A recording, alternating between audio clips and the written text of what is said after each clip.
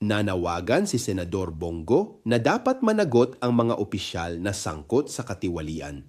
Ngunit sa politika ng Pilipinas, mahalagang tanungin kung ang ganitong panawagan ay handang umabot kahit sa mga nasa loob mismo ng kapangyarihan at sa mga malalapit sa administrasyon ni dating Pangulong Rodrigo Duterte.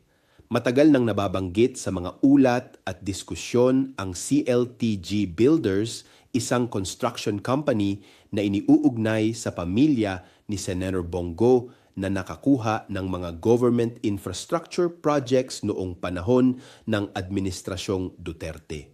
Wala mang hatol ng korte laban sa kanya, ang ganitong usapin ay patuloy na nagbubukas ng tanong tungkol sa transparency, conflict of interest at patronage politics sa pamahalaan.